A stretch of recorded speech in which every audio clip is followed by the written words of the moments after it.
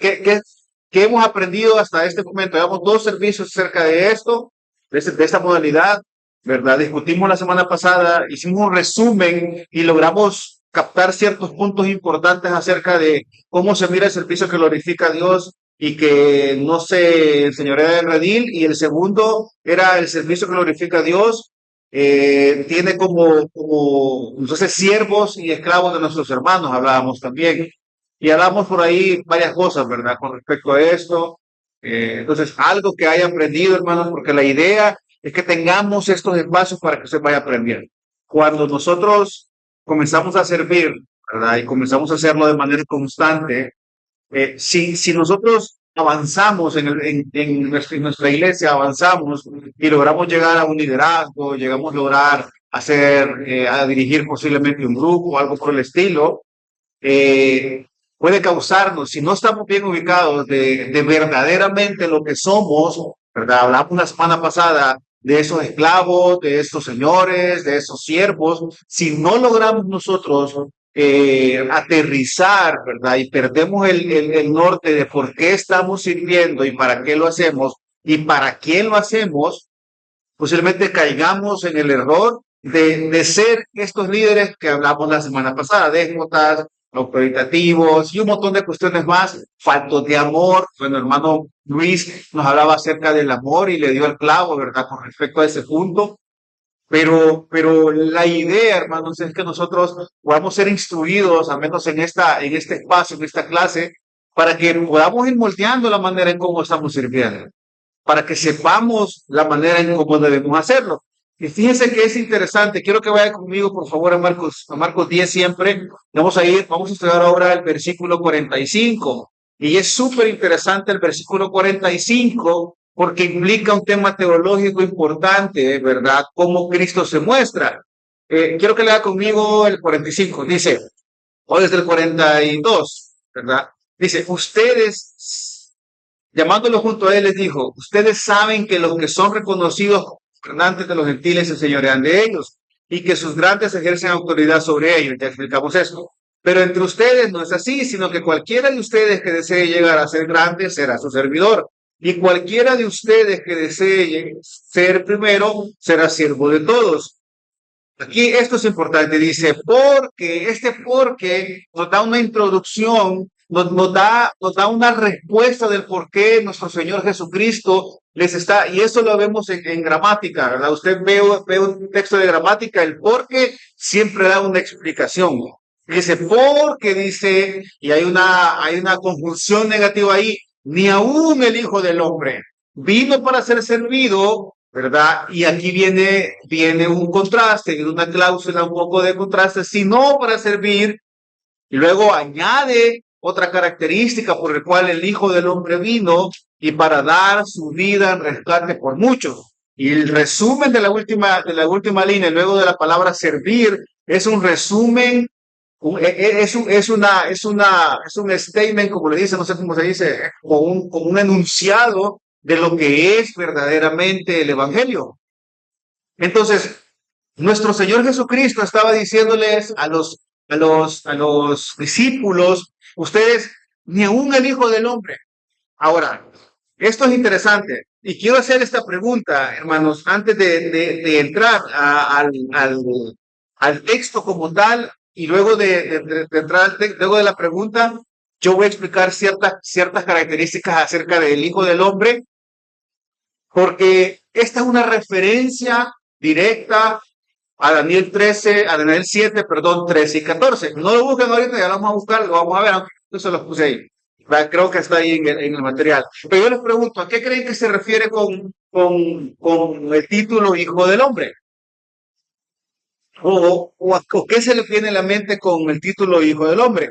Porque miren, si traducimos nosotros, ya luego ustedes me responden, si traducimos nosotros del griego como tal, ¿verdad? Esa frase, realmente lo que el griego está diciendo, no da mucha información. Lo que el griego está diciendo es el hijo de un ser humano. Entonces, es un ser humano, ¿verdad? Tenga en cuenta, hermano, que cuando nuestro Señor Jesucristo habla y se da títulos a Él, hay una razón especial por la cual Él se da títulos, ¿verdad? Porque obviamente lo que está haciendo es tratando de explicarle o tratando primero, hacer referencia al Antiguo Testamento, ¿verdad? Segundo, está tratando de poder que los discípulos puedan ver un poco más allá, ¿verdad? Ahora, ¿qué más dice, qué más dice, qué otras características o cómo más se mira? El Hijo del Hombre, dice el mismo Jesús nos confirma, ¿verdad? De que en Mateo 26, 63 y 64, que Él es el Hijo del Hombre. Es la autodesignación favorita que Él está teniendo. De hecho, esta frase aparece 107 veces, ¿verdad? Este se usa 107 veces, ¿verdad? En el Antiguo Testamento. Y en todas las veces, hermanos, hace referencia al Hijo de un ser humano. Entonces, cuando hablamos del Hijo del Hombre, ¿usted a qué hace referencia? ¿A qué cree usted que está haciendo referencia? Bueno, otra. Perdón, en el Antiguo Testamento se repite 93 veces esta frase, ¿verdad? Hijo de hombre, en el libro de Ezequiel. ¿Verdad? Ahí tenían ustedes en su hojita. Y hace referencia a un ser humano. Ahora, ¿a qué características podría llevarnos a pensar esta frase, hijo del hombre? Lo primero que ustedes, ¿o a qué creen que Jesús está haciendo referencia? Sin leer un contexto, sin leer Daniel 7, ya lo vamos a leer y vamos a verlo más detenido. ¿Qué cree que está haciendo el Señor Jesús ahí, en este texto? ¿A qué creen que se está refiriendo? ¿A qué características creen que se está refiriendo? Porque, ¿saben? Esta es la designación que más ocupa el Señor Jesús para sí mismo en el Nuevo Testamento. Es el título que más le gusta, ¿verdad? Porque definitivamente está hablando de la humanidad de Cristo, ¿verdad? Pero quiero que entienda que si alguien más estaba escuchando esta conversación y hablaba de que ni aún el Hijo del Hombre, pero si estás diciendo que sos hijo de un ser humano, qué reinado vos tenés? ¿O qué crees que nosotros debemos hacer? O sea, si está siendo un ser humano, el Señor, nuestro Señor Jesucristo, entienda que en el contexto que estaba diciendo esta frase, Él andaba con los discípulos, posiblemente sus pies estuvieran sucios de las sandalias, hermanos, de tanto andar caminando. Posiblemente, bueno, Él se veía como los demás, definitivamente, ¿verdad? En el sentido, me refiero en el sentido humano, no me estoy refiriendo en el sentido divino, ¿verdad? Pero, ¿qué más, hermanos? ¿Qué más nos lleva a pensar esta frase? Ok, quiero que vaya conmigo y tengan en cuenta eso. Quiero que vaya conmigo, por favor, a Daniel 7, del 13 al 14. Y quiero que vea esta referencia puntual del Hijo del Hombre. Una referencia increíble, hermanos, porque sí, quiero decirle esto, el Señor Jesús estaba tratando de realzar su humanidad definitivamente, pero pero quien conocía el Antiguo Testamento y específicamente las profecías de Daniel, sabía que esto no era tan fácil y es por eso que él se pone en ese punto. Mira lo que dice Daniel 7, 13, 14. Daniel estaba en una visión, ¿verdad? Daniel estaba en una visión. Dice, seguí mirando las visiones nocturnas. Y aquí en las nubes del cielo venía uno como el Hijo del Hombre. ¿Cómo se presentó Cristo entonces? ¿Cómo Daniel vio a Cristo en ese momento, hermano? Como humano, como un humano. Pero mire, es interesante porque Daniel dice que el hijo del hombre, este hijo de hombre, se dirigió al anciano de días. Yo le pregunto a usted, ¿quién más puede dirigirse al anciano de días si no Cristo mismo? Ahora nosotros entendemos que cuando viene el Señor, rompe el velo y hay acceso, obviamente, según Hebreos, nosotros podemos ir al trono de la gracia. Pero aquí lo que Daniel estaba viendo es que este anciano, perdón, que este hijo de hombre, que este humano, ¿verdad? Como forma de humano, se estaba dirigiendo al anciano de días. Estaba teniendo un acercamiento, luego sigue diciendo, y fue presentado ante él, y mire, el versículo 14 es poderoso, hermano. Y le fue dado dominio, gloria y reino para todos los pueblos, naciones y lenguas, para que todos los pueblos, naciones y lenguas le sirvieran. Y dice, su dominio es un dominio eterno que nunca pasará y su reino uno que no será destruido. Quiero que vaya conmigo, por favor, y tenga en mente, tenga ahí listo Daniel siempre, y quiero que vaya conmigo, por favor, a Mateo 26, 63, 64.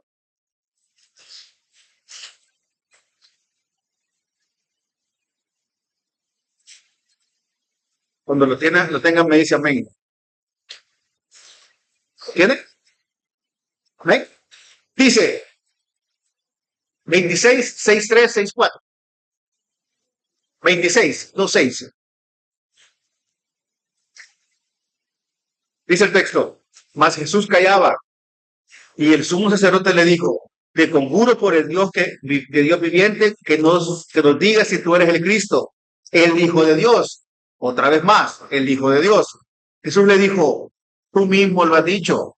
Hay una confirmación directa, pero lo que hay más adelante es interesante. Sin embargo, digo que desde ahora veréis al Hijo del Hombre sentado a la diestra del poder y viniendo sobre las nubes del cielo. Entonces, en contraste a la humanidad de Cristo, ¿qué nos dice ahora ese término? Y cuando usted lea Hijo de Hombre, usted debería tener en su mente que no solamente es el hecho de ser el hijo de José, ¿verdad? Y de María, sino que, hermano, el Hijo del Hombre envuelve algo más sobrenatural, ¿verdad? Y ya lo voy a explicar por qué es importante entender esta parte, por qué es importante entendernos en esto. Pero ustedes, hermanos, ¿qué les dice ahora Daniel 7, 13, 14 y Mateo 26 acerca de Cristo como Hijo del Hombre? ¿Qué podemos sacar? Pongámonos un poquito teológico para decir problema.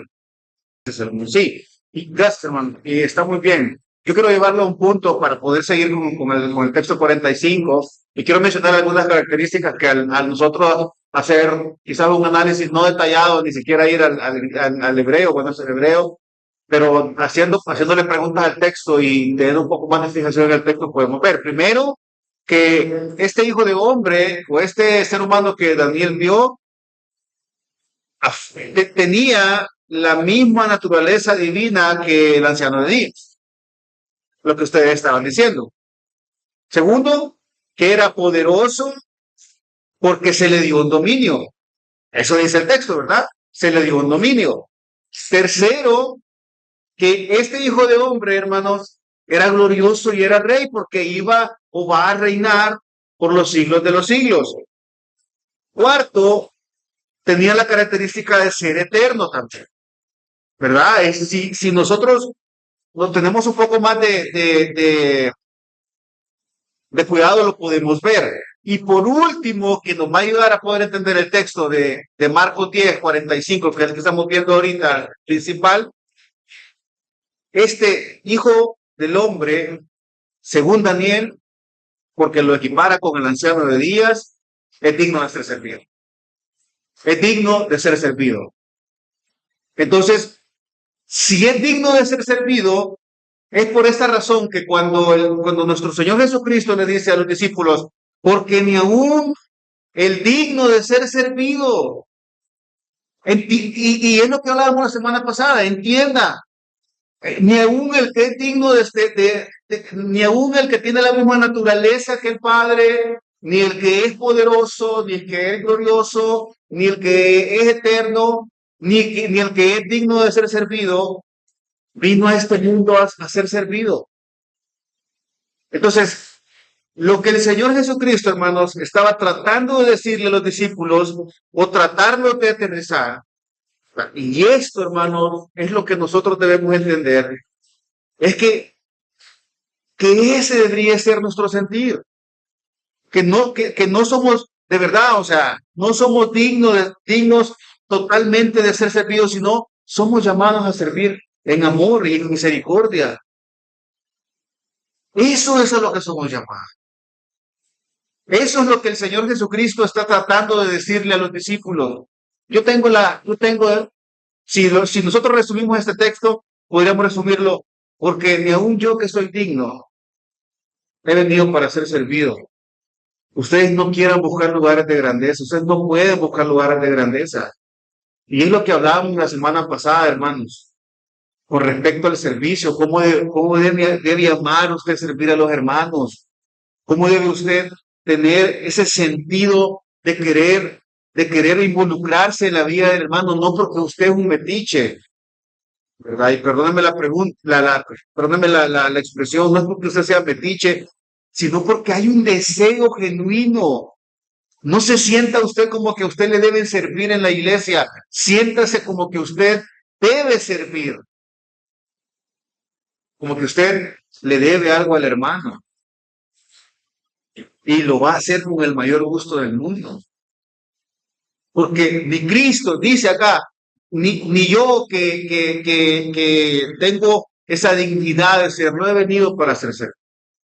Ahora sí entiendo un poco más el texto de lo que le está diciendo nuestro Señor Jesucristo a los discípulos. Si hay un mejor entendimiento del texto, hermanos, ¿sí? ¿Verdad? Está haciendo este contraste, ¿verdad? Está haciendo, y le dice, miren, dice, mira, a pesar de todas las características que tengo como hombre, que tengo como hijo del hombre, que tengo acceso al Padre, que nadie lo tiene, yo vine para servirlos a ustedes. Y ese es el ejemplo que ustedes deben seguir. Ahora, ¿qué piensan entonces acerca del versículo 45, al menos de la primera parte? ¿Qué les dice ahora este versículo entonces, hermanos, con respecto a su vida, dándole una aplicación a su vida? ¿Cómo ahora entonces deberíamos de ver el servicio a nuestros hermanos? Es una parte importante, nos hemos tenido acá porque se ha alargado, ¿verdad? Es la introducción, hermanos, luego vamos a ver la teología del servicio, que es otra cuestión increíble, primera de Pedro 4, del 10 al 11, ¿verdad? Para que se vayan preparando posiblemente hoy, posiblemente la siguiente clase.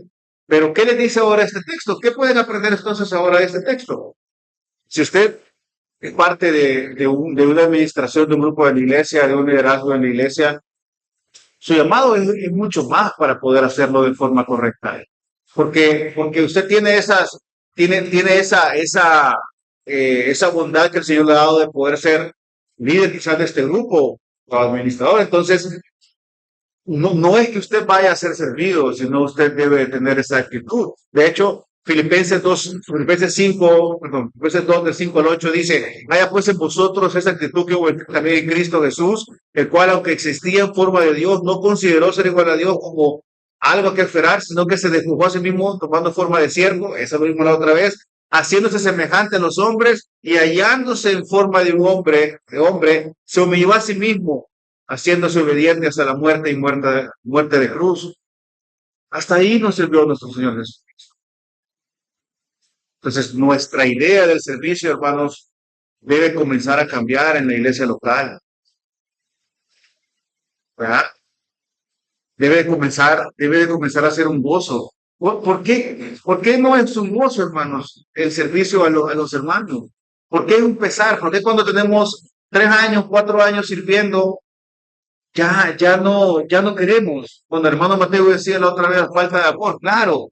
Pero ¿cómo cultivamos entonces ese amor? De forma práctica, ¿qué hacemos?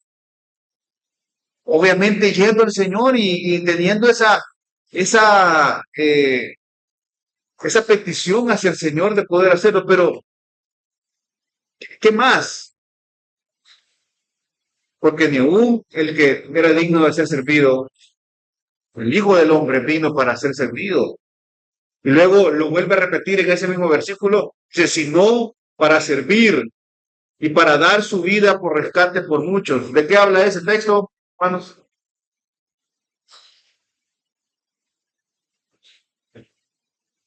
¿De qué habla lo último, la última parte de ese texto?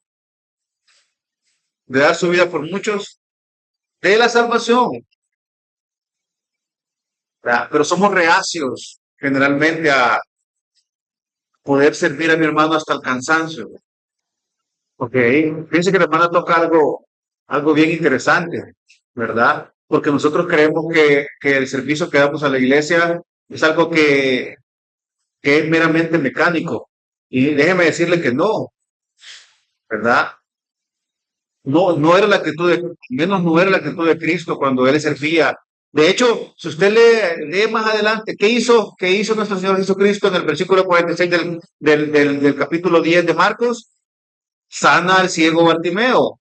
Y no dice, ay, no, ahorita no voy a sanarlo porque yo no quiero hacerlo, ¿verdad? Porque yo ya le dije que soy digno de ser servido.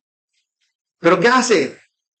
Primero le da una exposición acerca del Evangelio y luego toma acción y dice, así se sirve. De esta manera se sirve. Y nos dice en este versículo 45 que el servicio conlleva un sentido de muerte y negación a todos o a algunos de nuestros derechos o a nuestros derechos muchas veces dentro del cuerpo de Cristo.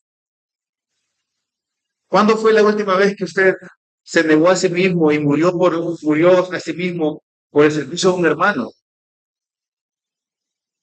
Piense, si le tocó servir el domingo, piense si ese fue un acto de negación y muerte. Y si quieren participar, puede participar, pero ¿cuándo fue la última vez? ¿Cuándo fue la última vez que sirvió? Usted pueda pensar, ¿verdad? Esto no es para alabarlo a usted, sino para exaltar al Señor, hermano. Que lo hizo negándose a usted mismo, que se levantó de la cama y dijo, bueno, Señor, de verdad, es difícil. Fíjese que la hermana Jenny tocó un tema interesante. El servicio no solamente en nuestra iglesia, sino en nuestro hogar. Por ahí tiene que comenzar. ¿Cuándo lo hicimos? ¿Sabe qué sucede, hermano? Que en nuestra casa generalmente vivimos con personas que no todas son cristianas, ¿verdad? Y creemos que ellos no tienen ese derecho de ser servidos y que debemos ser, no, como no es cristiano, lo dejo a un lado. ¿Cree que es eso correcto? ¿Me Mateo? Por supuesto que no. Claro que no. De hecho, este texto apunta mucho a lo que hermano Luis nos estaba diciendo, que hay un propósito diferente en nuestro servicio dentro de la congregación, fuera también. Si ustedes le dan más pensamiento al texto, nuestro Señor Jesucristo está hablando con sus discípulos y Judas estaba entre ellos, ¿verdad? Entonces, estaba hablando, aunque se comportaba como un creyente, estaba hablando con alguien que no fue, ¿verdad? Porque no perdió la fe, hermanos. No, eso no sucede, ¿verdad? Él nunca fue, ¿verdad? Él siempre fue destinado para la condenación. Y dice el texto, ¿verdad? Sino para servir y para dar su vida en rescate por muchos. Entonces, no solamente vino a servir de una manera práctica, sanar enfermos, a enseñarle a sus discípulos, sino que hubo una obra un poco mayor, mejor dicho, que fue dar su vida. Usted obviamente no va a dar su vida por las personas de su casa que no son creyentes, ¿verdad? Pero ese sentido, hermano, de ese rescate, de usted poder servirles para que ellos, como decía Luis, puedan ver el Evangelio en su vida, es esencial. Y déjeme decirle que es esencial no solo en su casa, sino también en la congregación, porque déjeme decirle que incluso en la iglesia de Gracia y Verdad, en las iglesias locales, hay personas que no se comportan como el Evangelio o como la palabra dice que un cristiano debería de comportarse y que no muestran el Evangelio. Aquí están entre nosotros, hermanos. Aquí, en nuestra iglesia, en otras iglesias, hay personas que no lo hacen de esa manera. No me pidan nombres que yo no voy a decir nada de eso, pero es serio, esto es serio. Sí, no podemos hacer una mezcla, hermanos, entre el mundo, bien lo dijo, no, bien lo vemos en los evangelios, no podemos servir a dos señores. No podemos hacer. Entonces, usted decide a quién servir. Hemos introducido el tema del servicio, visto desde el capítulo 10, desde el versículo 42 hasta el 45. Y queda esto hacia usted, ¿verdad?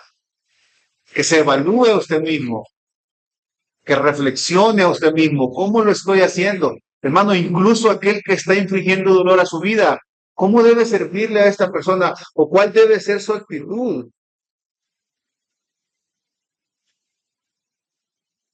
¿Cómo, cómo deberíamos actuar nosotros contra aquellos? Porque déjenme decirle esto, bueno, sí, vamos a cerrar ahí, ¿verdad? Posiblemente vamos a tocar otro tema, aunque le voy a hacer una pregunta para el otro tema para que la tenga usted ahí presente y tal vez se acuerde la otra semana.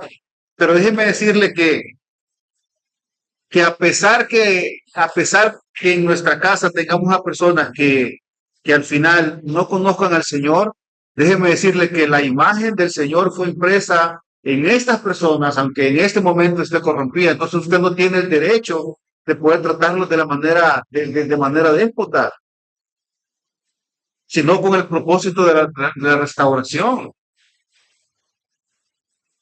No tiene el derecho.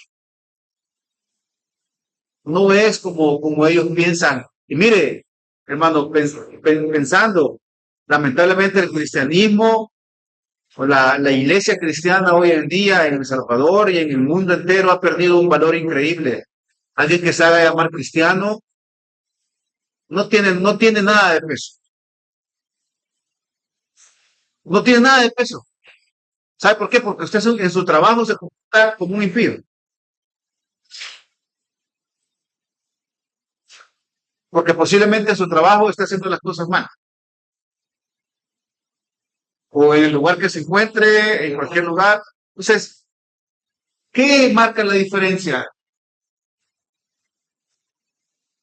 La manera en cómo nosotros nos presentamos o la manera en que nosotros servimos a los demás, la manera en cómo nuestro carácter es hacia los demás.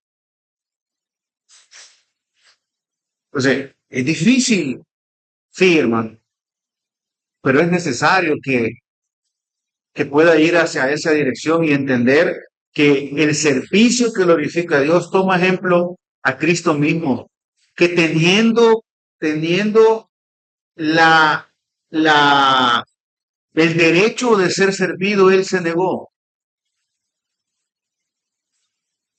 Vino a servir y vino a dar su vida por rescate por muchos.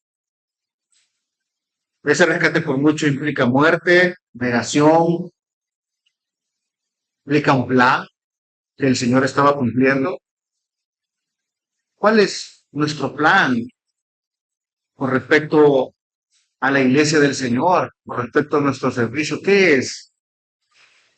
Y aquí entra esa pregunta que le quiero dejar para la otra semana. ¿Cuál es el propósito de tu servicio, hermano? Para qué sirve? Vamos a enfocarnos en la iglesia del Señor. ¿Cuál es el propósito? ¿Qué dice la Biblia que es el propósito por el cual nosotros servimos?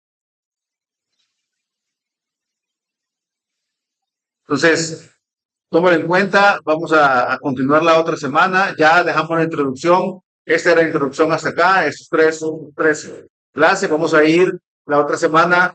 Es bien, está bonita esa teología del servicio, fíjense, porque es un poco más práctico, ¿verdad? Y vamos un poco más profundo con respecto al servicio como tal, ¿verdad? Posiblemente ya no vayamos a hablar acerca de que somos esclavos y todo esto, pero ahora vamos a ir más práctico en primera de Pedro 4, del 10 al 11, pero la otra semana. Amén. Vamos a hablar para finalizar. Dios te bendiga. Realmente es un privilegio para nosotros que puedas escuchar el mensaje de la palabra de Dios. Esperamos que Dios obra en tu vida grandemente a partir de lo que puedas escuchar y aprender a través de este sermón. Sin embargo, creemos que solo este sermón es insuficiente y no debería de suplantar por ningún motivo tu asistencia a una iglesia local. La iglesia local es el medio por el cual Dios obra en la vida de su pueblo. Te motivamos a que busques una iglesia sana donde congregarte o puedas contactarte con nosotros en nuestras redes sociales para que nos puedas visitar. Será un gusto poder servirte y que podamos juntos adorar a Dios en comunión con sus redimidos mientras aprendemos de su palabra. Que el Señor te bendiga.